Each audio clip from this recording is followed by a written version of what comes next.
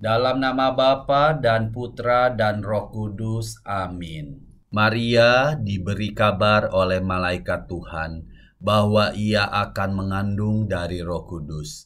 Salam Maria, penuh rahmat, Tuhan sertamu.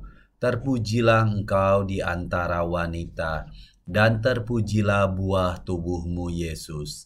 Santa Maria, Bunda Allah, doakanlah kami yang berdosa ini, sekarang dan waktu kami mati. Amin. Aku ini hamba Tuhan, terjadilah padaku menurut perkataanmu. Salam Maria, penuh rahmat, Tuhan sertamu. Terpujilah engkau di antara wanita, dan terpujilah buah tubuhmu Yesus. Santa Maria, Bunda Allah, doakanlah kami yang berdosa ini, sekarang dan waktu kami mati. Amin. Sabda sudah menjadi daging dan tinggal di antara kita. Salam Maria, penuh rahmat, Tuhan sertamu. Terpujilah engkau di antara wanita, dan terpujilah buah tubuhmu Yesus. Santa Maria, Bunda Allah, doakanlah kami yang berdosa ini, sekarang dan waktu kami mati. Amin. Doakanlah kami ya Santa Bunda Allah, supaya kami dapat menikmati janji Kristus.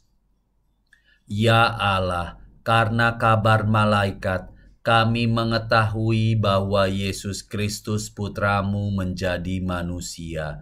Curahkanlah rahmat-Mu ke dalam hati kami, supaya karena sengsara dan salibnya, kami dibawa kepada kebangkitan yang mulia, sebab Dialah Tuhan pengantara kami. Amin. Dalam nama Bapa dan Putra dan Roh Kudus. Amin.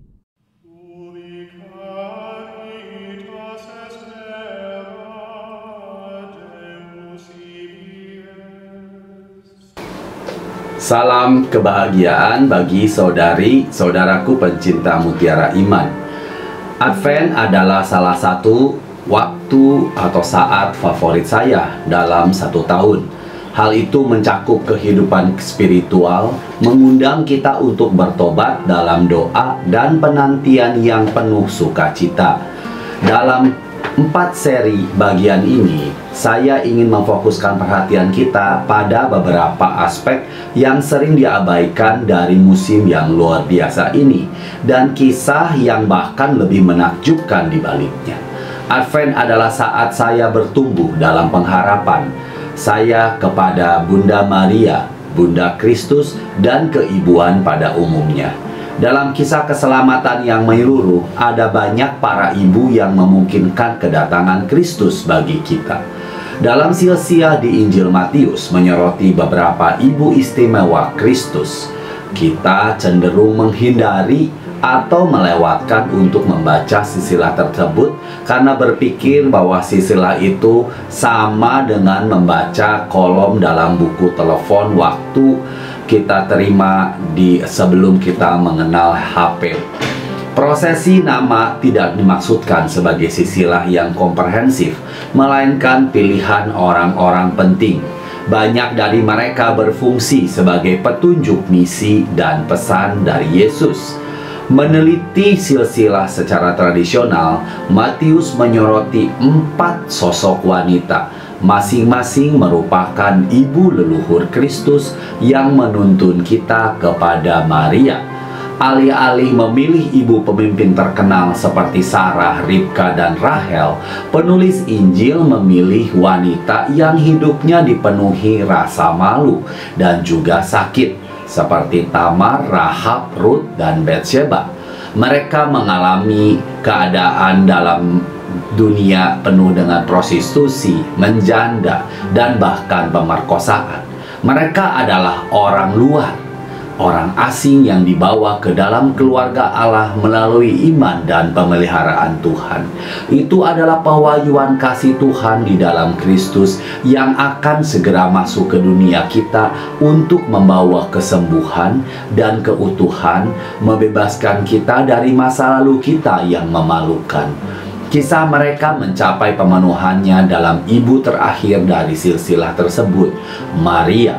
Dalam Magnifikatnya, Bunda Maria berbicara tentang belas kasihan Tuhan pada mereka yang takut akan Dia di setiap generasi, seperti Rahab dari Yeriko dan Betseba orang Het.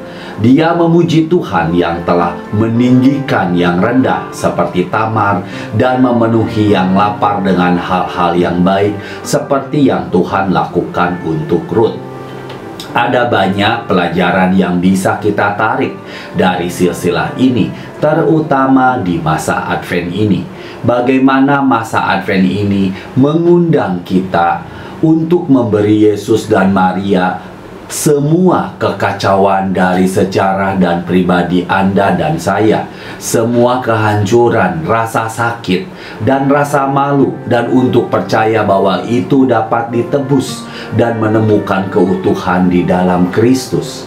Mohonlah supaya Tuhan menunjukkan kepada Anda, ibu-ibu di sekitar Anda dan saya yang memiliki Kristus tersembunyi di dalamnya, seperti Tamar, Rahab, Rut, dan Betseba.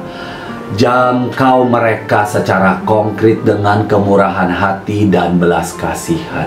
Terima kasih Tuhan untuk banyak ibu yang telah Tuhan jadikan bagian dari kisah penyelamatan Anda dan saya sendiri.